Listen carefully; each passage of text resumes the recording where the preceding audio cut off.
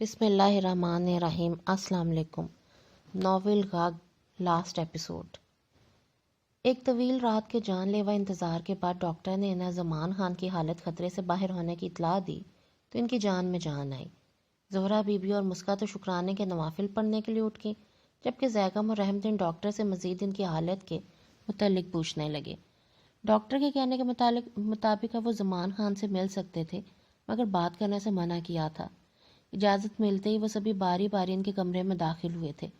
زمان خان دواؤں کے زیر اثر سو رہے تھے۔ ڈاکٹر نے بتایا تھا کہ اتنے دن انہیں بہت ہی کم مقدار میں خوراک مہیا کی گئی تھی، وہ زیادہ تر پانی پی کر گزارا کر رہے تھے۔ نقاہت اور بخار کی وجہ سے وہ مسلسل کھدری چارپائی پر بیٹھ پڑے رہے، جس سے انہیں بیڈ سور ہو گیا ہے۔ ہوش میں آنے کے بعد بہتر خوراک انہیں ریکور کرنے میں مدد دے سکتی ہے۔ ابھی بھی دواؤں کے زیر اثر انہیں خوراک دی جا رہی تھی۔ وہ بیڈ کے قریب آیا۔ وہ بے حد کمزور لگ رہے تھے۔ چہرے کی سرخی کہیں جا کھوئی تھی، ہونٹ پانی کی طلب میں پپڑی زدہ ہو گئی تھی۔ زرد چہرہ میر سر بلند خان جیسے درندے کے ظلم کا منہ بولتا ثبوت تھا۔ سیگم نے ان کے چہرے پہ ہاتھ پھیرتے ہوئے ان کے سر کا بوسہ لیا۔ ایک باپ کا سایہ تو چھین ہی لیا تھا اس سے، اب دوسرے سائے کو بھی چھیننے کے در پہ ہو گیا تھا میر سر بلند خان۔ اس نے سختی سے لب بھینچ لیے۔ مسکا آپ لوگ یہیں رہیں بابا کے پاس، میں تھانے جا رہا ہوں۔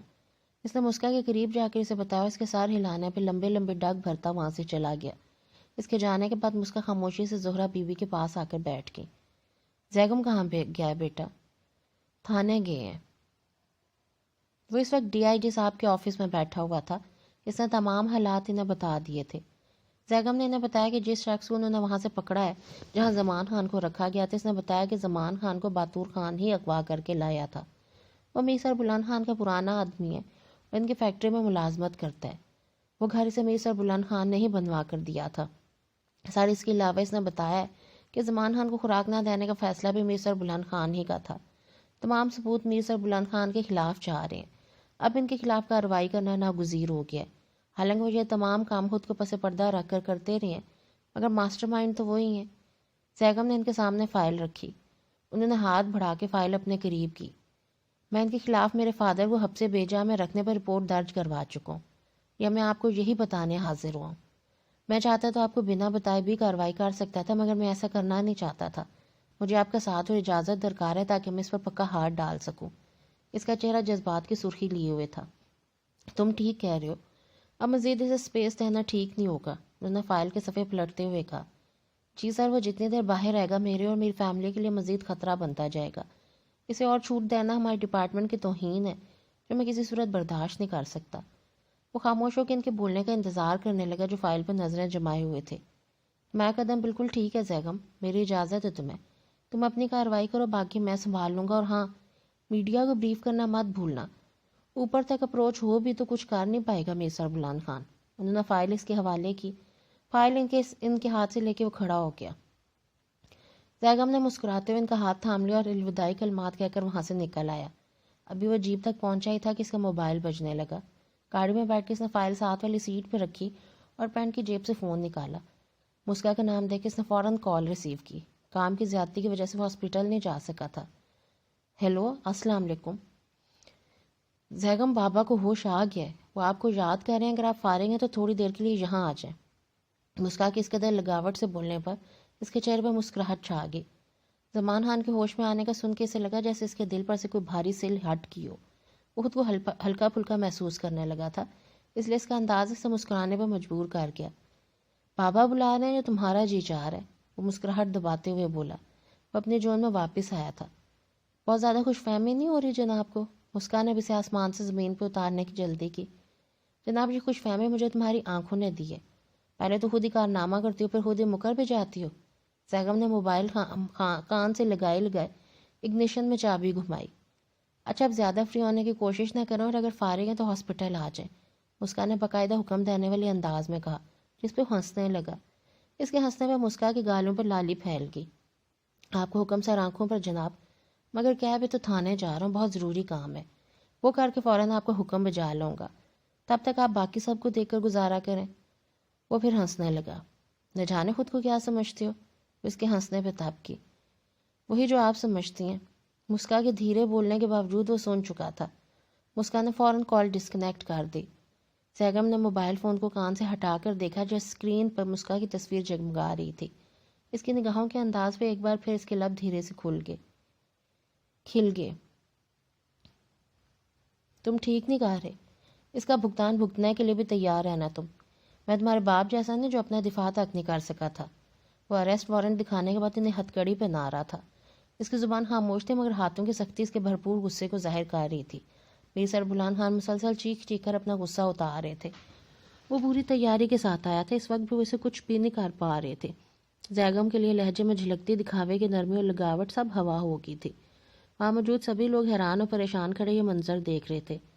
ان کا جرم سن کر تو ایک پل کو سبھی چپ رہ گئے۔ اتنے سنگین جرائم کا الزام تھا ان پہ، وہ سب یقین نہیں کر پا رہے تھے۔ میر عالم زیب تو زیغم کو دیکھ کے یقین ہی نہیں کر پا رہا تھا کہ یہ وہی میر ہے جو زمان خان کا منہ بولا بیٹا تھا۔ اس کی پرسنالٹی اور دبدبہ دیکھ کے کچھ پل تو روب میں آ گیا، پھر باپ کی حالت اور ان کے ساتھ کیے جانے والے سلوک کو دیکھ کر اس کا بھی خون کھولنے لگا۔ انہیں کا برداشت تھا کہ ان کے ٹکڑوں پہ پلنے والا ایک معمولی میرا جس طرح ان کے خلاف کھڑا ہو گیا تھا۔ بابا آپ فکر مت کریں، میں ابھی وکیل سے بات کر کے آپ کی بیل کروانے کا انتظام کرتا ہوں۔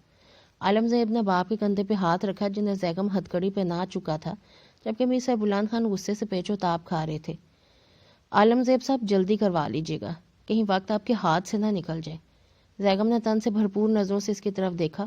وہ اپنے باپ سے مختلف تھوڑی تھا، فوراً فون کی جانب بڑھا۔ چلیے محترم میر سربلند خان صاحب، ہمارا اسپیشل پروٹوکول آپ کے ساتھ ہے۔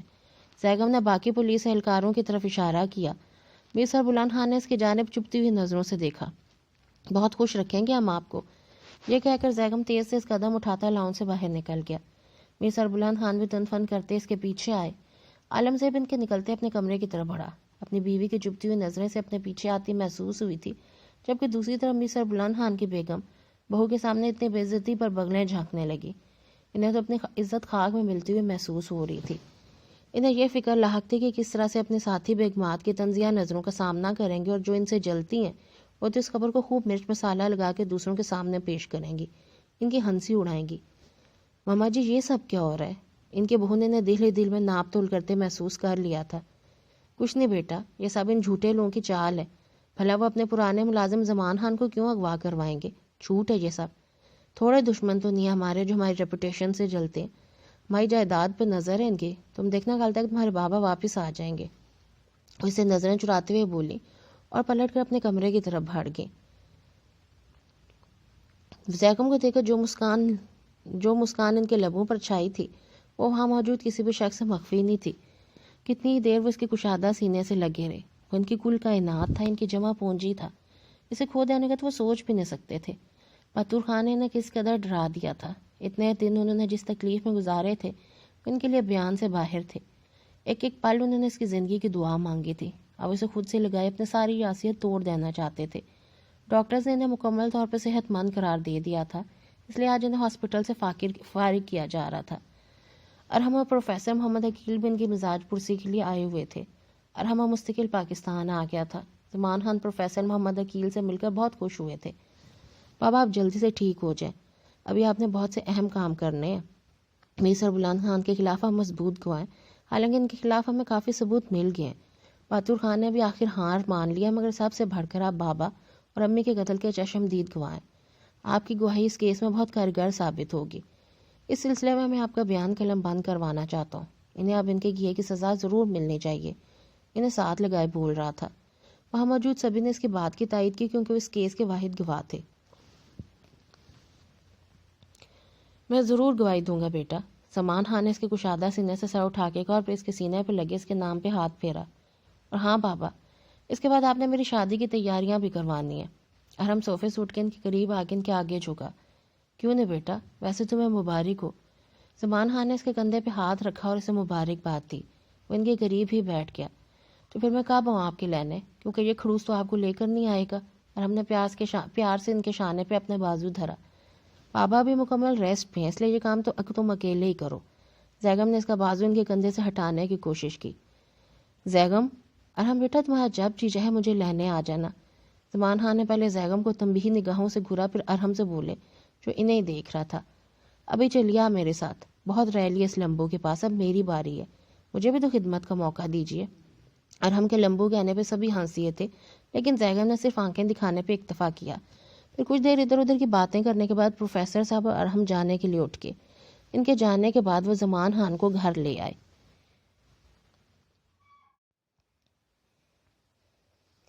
پروفیسر محمد عقیل نے زیگم کو بتایا کہ جب میر دوراب خان کا پتہ نہ چلا تو انہوں نے علاقے کے قریب کے تھانے میں ان کی گمشدگی کی رپورٹ درج کروائی تھی۔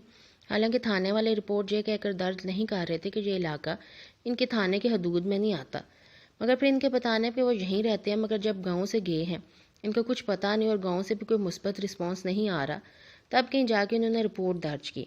رپورٹ بھی انہوں نے اس لیے لکھوائی کیونکہ میر سر بلند خان انہیں ٹھیک سے بتا نہیں رہے تھے کہ وہ دونوں کہاں ہیں۔ کبھی کہتے ملک سے باہر چلے گئے، لیکن ان کی معلومات کروانے پہ پتہ چلا کہ وہ ملک تو کیا شہر سے باہر بھی نہیں گئے۔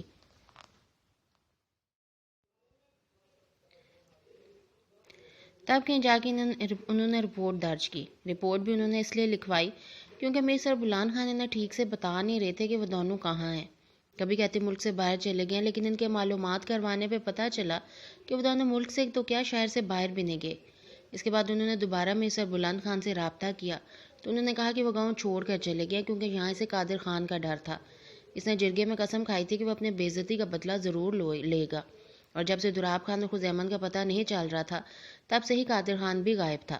اس بات نے انہیں پریشان کر دیا تھا، اس لیے انہوں نے رپورٹ درج کروانا ضروری سمجھا تھا۔ لیکن جب حالات جوں کے توں رہے تو انہوں نے بھی تھک ہار کے ہمت چھوڑ دی تھی۔ زیگم نے ان کے ساتھ جا کے وہاں سے معلومات لی۔ کیس میں کوئی امپروومنٹ نہ ہونے پر انہوں نے فائل بند کر دی تھی اور فائل میں مینشن کر دیا تھا کہ میر دوراب خان اور ان کی بیوی خود ہی کہیں چلے گئے ہیں۔ زیگم نے کیس ری اوپن کروایا اور میر سر بلند خان کے خلاف ایک مضبوط کیس بنا ڈالا۔ عالم زید نے بہت کوشش کی کہ ان کی بیل ہو جائے، مگر اخبارات اور ٹی وی میڈیا کی کوریج نے اس کیس کو حکام بالا تک پہنچا دیا، جس کی وجہ سے کیس اور مضبوط ہو گیا۔ اس طرح اس غیر شرعی اور قانونی رسم کو ختم کرنے اور معصوم لڑکیوں کو اس ظلم سے بچانے کے لیے لوگ سرگرم عمل ہو گئے۔ میر سر بلند خان چونکہ سیاست کا حصہ بھی رہے، اس لیے ان کے مخالفوں نے بھی ان کے خلاف محاذ کھول لیا۔ غرض یہ کہ اس معاملے میں پابند سلاسل کر دیے گئے اور وہ کچھ نہیں کر پائے۔ اس طرح جو باقی ماندہ دینگ نامی تھی وہ بھی جاتی رہی۔ ان کا سیاسی کریئر تباہ ہو کے رہ گیا تو اوپر سے زمان خان کے بیان نے آخری کیل کا سا کام کیا اور ان کے سزا کے بغیر بچ نکلنا ناممکن ہو گیا۔ یقیناً آپ اس وقت کو رو رہے ہوں گے جب آپ نے مجھے زندہ چھوڑ دیا تھا، پچھتا رہے ہوں گے کہ کاش مجھے بھی ان کے ساتھ ہی مار دیا ہوتا تو آج یہ دن دیکھنے کی نوبت نہ آتی۔ انسپیکٹر وجدان کے بتانے پہ کہ انہوں نے جیل میں ہنگامہ مچا رکھا ہے، وہ ان سے بات کرنے آیا تھا۔ اس کے بعد بھی انہوں نے گھٹنوں میں دیا سر اٹھا کے اسے دیکھا۔ بے تحاشا سرخ آنکھیں رت جگہ کی گماس تھیں۔ انہوں نے اسے ایک نظر دے کے نظروں کا رخ پھیر دیا۔ زیگم ان کے نروٹھے انداز کو قابل گرفت نظروں سے دیکھ کے ان کے قریب آیا۔ یہ سب آپ کا اپنا بویا ہوا، جو بویا وہ کاٹنا تو پڑے گا نا تایا جی۔ آج پہلی بار اس نے انہیں تایا کہہ کر بلایا تھا۔ میں تمہیں تمہارا حق دینے کو تیار ہوں۔ کیا ہم سب بھول کر ایک نہیں ہو سکتے؟ میں وعدہ کرتا ہوں تم سے کبھی بھی کوئی اختلاف نہیں کروں گا، تم جیسا کہوگے ویسا کر لوں گا۔ میر سر بلند خان کھڑے ہو گئے۔ سنا تھا اور پڑھا بھی تھا کہ اون پہاڑ کے نیچے آتا ہے، آج دیکھ بھی لیا۔ زیگم ہنستے ہوئے ان سے رخ پھیر گیا تھا۔ میں سچ کہہ رہا ہوں زیگم، میں کوئی غلط کام نہیں کروں گا، صرف ایک بار مجھے معاف کر دو۔ تمہاری جگہ اگر دوراب خان ہوتا تو ایک پال نہ لگاتا مجھے معاف کرنے میں۔ ان کی بات پہ وہ جھٹکے سے پلٹا۔ اپنی گندی زبان پہ میرے باپ کا نام مت لائے ورنہ میں بھول جاؤں گا کہ آپ کون ہیں۔ زیگم نے انہیں گریبان سے پکڑ کے اپنے قریب کھڑا کیا اور وہیں سے واپس پلٹ گیا۔ وجدان بیان قلم بند کروایا کہ نہیں؟ وہ وہیں سے سیدھا انسپیکٹر وجدان کے آفس آیا تھا۔ اس نے فوراً کھڑے ہو کے انہیں سلیوٹ کیا۔ کیا پروگریس ہے؟ سر وہ کچھ بھی ماننے کو تیار نہیں ہے، بس ایک ہی جملہ جیسے رٹ لیا انہوں نے کہ میں نے کچھ نہیں کیا، قتل قادر خان نے کیا اور زمان خان کو اغوا باتور خان نے کیا ہے۔ انسپیکٹر وجدان بھی بیٹھتے ہوئے بولا۔ تو پھر اپنا طریقہ آزماؤ اور مجھے کل تک ساری تفصیل بھیج دو۔ یس سر۔ انسپیکٹر وجدان کے کہنے پہ وہ آفس سے نکل آیا۔ اب اس کی ڈی آئی جی صاحب کے ساتھ میٹنگ تھی، اس کیس کے حوالے سے ساری ڈیٹیلز انہیں بتانی تھی۔ اماں رات کے لیے کیا بناؤں؟ وہ کچن میں بیٹھی لہسن صاف کر رہی تھی کہ مسکا کچن میں داخل ہوئی اور دوسری کرسی کھینچ کر ان کے قریب ہی بیٹھ گئی۔ کچھ بھی بنا لو، زیگم سے پوچھ لیتی۔ ہم تو سادے لوگ ہیں، جو بناؤ گی کھا لیں گی۔ وہ لہسن کا ایک جوا اٹھا کے صاف کرنے لگی۔ لہسن پانی میں تیر رہے تھے۔ وہ ہمیشہ اسی طرح لہسن کو پانی میں ڈال کر صاف کیا کرتی تھی۔ وہ تو بتا کر گئے ہیں کہ آج لیٹ آئیں گے، شاید آ ہی نہ پائیں۔ مسکا نے ابھی باؤل میں ہاتھ ڈال کے ایک جوا نکال کے صاف کیا۔ بابا کہاں ہیں تمہارے؟ میں نے کہا کہ اب تو زمان بھائی بھی اللہ کے کرم سے سیجاب ہو رہے ہیں، آج شام ہی ہم گاؤں چلے جائیں۔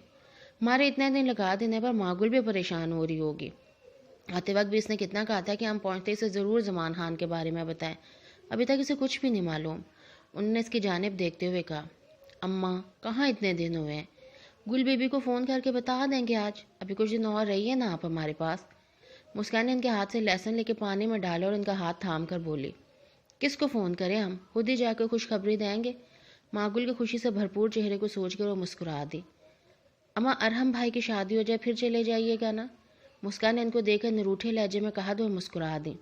تمہاری ماں ٹھیک کہہ رہی ہے، میں بھی یہی بات کہنے آ رہا تھا کہ کل ویسے بھی گلزم خان آئے گا تو اسی کے ساتھ چلے جائیں گے۔ کیا خیال ہے نیک وقت؟ رحم دین کچن میں آئے اور زہرا بی بی سے مخاطب ہو کر پوچھا۔ جی میں بھی یہی کہہ رہی ہوں آپ کی بیٹی سے۔ زہرا بی بی نے ان کی ہاں میں ہاں ملائی۔ بابا مسکا اٹھ کے ان کے پاس آئے اور ان کے سینے سے سر ٹکا لیا۔ نہیں بچے، اللہ تمہیں اپنے گھر میں سکھی رکھے، ویسے بھی تم لوگ گاؤں تو آؤ گے ہی نا، اتنے دن رہ لیے، اب وہاں کی بھی خبر لینی چاہیے نا۔ رحم دین نے اس کے سر پہ ہاتھ پھیرا۔ اچھا ٹھیک ہے، یہ بتائیں آپ کے لیے کیا بناؤ؟ اس نے ان کے سینے سے سر اٹھاتے ہوئے پوچھا۔ جو میری بیٹی کا دل چاہے بنا لے۔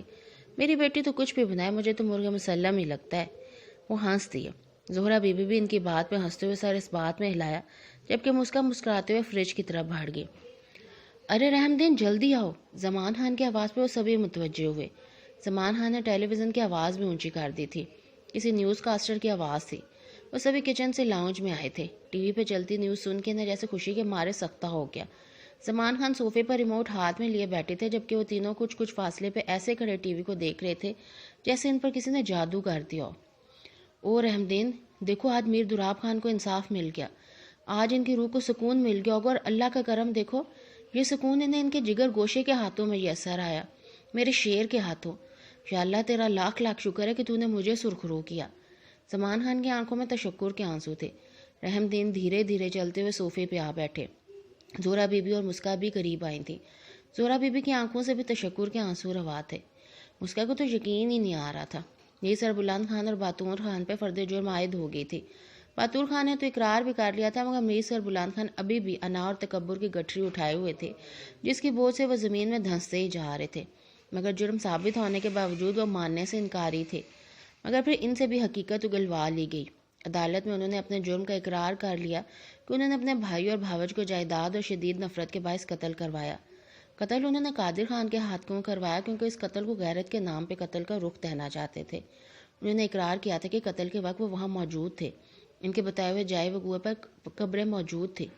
انہوں نے یہ بھی اقرار کیا کہ میر زیغم خان ان کے بھائی میر دراب خان کی اولاد ہے، جسے انہوں نے زمان خان کے کہنے پہ ان کے حوالے کر دیا تھا، ورنہ وہ تو اسے ان کے ساتھ ہی ختم کر ڈالنا چاہتے تھے، مگر زمان خان نے انہیں روک دیا تھا۔ عدالت نے میر سربلند خان کو تعزیرات پاکستان کی دفعہ 302 کے تحت سزائے موت سنائی تھی اور رسم غاق کے مرتکب باتور خان کو 3 سال قید اور 5 لاکھ روپے جرمانے کی سزا سنائی دی گئی تھی۔ ان کے وکیل نے سر توڑ کوشش کی تھی انہیں سزائے موت سے بچانے کے، مگر تمام ثبوت ان کے خلاف تھے۔ نیوز کاسٹر اب اے ایس پی میر زیغم خان اور ان کی پوری ٹیم کو سراہ رہے تھے۔ یا اللہ تیرا شکر ہے، زمان خان نے ایک بار پھر ہاتھ دعا کی صورت اٹھا لیے تھے۔ ارے تم سب ایسے کیوں کھڑے ہو؟ خوشی کا موقع ہے، میرے بیٹے کو اتنی بڑی کامیابی ملی ہے، پورے ملک میں اس کی واہ واہ ہو رہی ہے۔ زمان خان بہت خوش تھے، ان کا بس نہیں چل رہا تھا، وہ اڑ کر زیغم کے پاس پہنچے اور اسے اپنے سینے سے لگا لیں۔ ہاں بالکل خوشی کا موقع ہے، رحم دین ان کے کندھے پر بازو پھیلاتے ہوئے بولے۔ اب وہ سبھی ٹی وی اسکرین پہ دکھتے زیغم کو دیکھ رہے تھے جو اب رپورٹرز کے مختلف سوالات کے جواب دے رہا تھا۔ خوشی اس کی سنہری رنگت سے چھلک رہی تھی۔ وہ مسکا کو سنہری پھولوں جیسے لگا جو اس کے دل کے آنگن کو سنہرا اور معطر کر رہے تھے۔ وہ دل ہی دل میں اس کے نظر اتارتی کچن میں آ گئی۔ اب اسے رات کے کھانے کی تیاری کرنی تھی۔ اسے معلوم تھا کہ وہ کچھ دیر بعد ان کے بیچ موجود ہوگا۔ آج ارحم کی بارات تھی، وہ سبھی صبح سے تیاری میں مگن تھے۔ زیغم اب تک گھر نہیں آیا تھا۔ زہرا بی بی تو ارحم کی دلہن کو دینے والے تحفے کے لیے پریشان تھی۔ رحم دین اور زہرا بی بی تو عدالت کے فیصلے کے اگلے دن ہی گاؤں واپس جانا چاہتے تھے، مگر زمان خان اور زیغم نے انہیں روک لیا۔ زمان خان نے یہ کہہ کر روک لیا کہ ارحم کی شادی کے بعد وہ بھی ان کے ساتھ ہی گاؤں چلیں گے، اس لیے گلزم خان کو اکیلے ہی واپس گاؤں جانا پڑا۔ مغرب کا وقت قریب آتا جا رہا تھا۔ مسکان نے زیغم کے پہننے کے لیے ڈریس ریڈی کر دیا تھا، مگر اب تک اپنے لیے کچھ بھی ڈیسائیڈ نہیں کر پا رہی تھی۔ اس وقت بھی الماری کھولے کھڑی تھی۔ اس کے پاس شادی کے چند ہی جوڑے تھے جن میں سے ایک بھی اس کے مزاج پہ پورا نہیں اتر رہا تھا۔ رہ رہ کر اسے زیغم پر غصہ بھی آ رہا تھا کہ اس نے بھی اب تک اسے کچھ خاص شاپنگ نہیں کروائی تھی۔ جب الماری سے کچھ بھی جادوئی نہ نکلنے کا یقین ہو گیا تو الماری بند کر کے بیڈ پہ سر پکڑ کے بیٹھ گئی۔ موبائل پر نظر پڑی تو موبائل کو گھورنے لگی۔ ایک پل کو خیال آیا کہ زیغم کو بتا دیں، مگر پھر یہ سوچ کے موبائل واپس رکھ دیا کہ جب انہیں خیال ہی نہیں تو میں کیوں کہوں۔ مسکا، تم نے اپنے کپڑے استری کر لیے تو ذرا میرے کپڑوں پر بھی استری پھیر دو۔ زہرا بی بی ہاتھ سفید اور گلابی امتزاج کا سوٹ ہاتھ میں لیے کمرے میں داخل ہوئیں۔ اسے منہ پھلائے بیڈ پہ بیٹھے دیکھا تو اس کے پاس آئیں۔ کیا ہوا، منہ کیوں پھلا رکھا ہے میری شہزادی نے؟ زہرا بی بی نے پیار سے اس کے چہرے کو چھوا۔ اماں، میں شادی پہ کیا پہن کے جاؤں گی؟ آپ کے لاڈ صاحب نے تو اپنے لیے الماری میں ہی کپڑوں کی پوری فیکٹری کھول رکھی ہے، مگر میری ذرا پرواہ نہیں۔ مسکا ناک سکیڑتے ہوئے بولی۔ تو کیوں؟ اب تمہارے پاس ایک بھی ڈھنگ کا جوڑا نہیں ہے جو اتنا غصہ کر رہی ہو میری بیٹے پر؟ وہ ہنستے ہوئے ان کے پاس بیٹھ گئی۔ نہیں، مزید منہ پھلایا گیا۔ چلو خیر ہے نا، آج گزارا کر لو، پھر جا کر لے لینا۔ انہوں نے اسے بہلایا۔ آج اتنے عرصے بعد انہیں اس کا یہ نروٹھا روپ دیکھنے کو ملا تھا، ورنہ وہ تو اس کی ہنسی نخرے لاڈ صاحب کہیں کھو سے گئے تھے۔ آپ خود ہی اپنی پسند کا نکال دیں۔ اس نے ان کے کندھے سے سر ٹکایا۔ اچھا۔ وہ گھٹنے پہ ہاتھ رکھتی اٹھ کھڑی ہوئی، الماری کھول کے ایک ایک جوڑے کو دیکھنے لگی۔ ابھی وہ دیکھ ہی رہی تھی کہ مین ڈور کی بیل نے انہیں متوجہ کیا۔ باہر لاؤنج میں رحم دین اور زمان خان موجود تھے، اس لیے وہ سر جھٹک کے واپس اپنے کام میں مشغول ہو گئی۔ تھوڑی دیر بعد رحم دین نے ایک پیکٹ لیے کمرے میں داخل ہوئے۔ مسکا بیٹا، یہ پیکٹ زیغم نے بھجوایا تمہارے لیے۔ انہوں نے گلابی رنگ کا پیکٹ اس کے حوالے کیا اور چلے گئے۔ پیکٹ اچھا خاصا بڑا تھا۔ مسکا نے زہرا بی بی کی طرف دیکھا تو وہ مسکرا دی۔ دیکھو، تم ایسے ہی میرے بیٹے کے پیچھے پڑی تھی، اب دیکھ لو کتنا سمجھدار ہے میرا بیٹا۔ ان کے لہجے میں زیغم کے لیے پیار اور فخر تھا۔ ٹھیک ہے، بڑا ہی اچھا ہے آپ کا بیٹا، زیادہ سرما چڑھا لیجئے گا اپنے بیٹے کو۔ مسکا نے اپنی آنکھوں کی مسکراہٹ ان سے چھپا کر پیکٹ کھولا۔ یہ ایک آسمانی رنگ کا بہت خوبصورت فراک تھا جس کے گلے پہ سنہری پھول تھے۔ ارے واہ، یہ تو بہت خوبصورت ہے، اور میری بیٹی تو بالکل پری لگے گی اس میں۔ زہرا بی بی جوڑا اس کے ساتھ لگاتے ہوئے بولی۔ ہاں بس ٹھیک ہی ہے۔ مسکا نے بے دلی ظاہر کی، اب ماں کے سامنے ظاہر نہیں کرنا چاہ رہی تھی، ورنہ وہ پھر سے زیغم کی تعریف میں آسمان اور زمین کے کلابے ملانا شروع ہو جاتی۔ اس کے انداز پہ زہرا بی بی مسکرا دی۔ پیکٹ میں میچنگ جیولری اور گولڈن سینڈلز بھی رکھے تھے۔ چلو اب مغرب کے بعد جلدی جلدی تیاری پکڑ لو۔ اس کے گالوں کو تھپ تھپا کر کمرے سے چلے گئی۔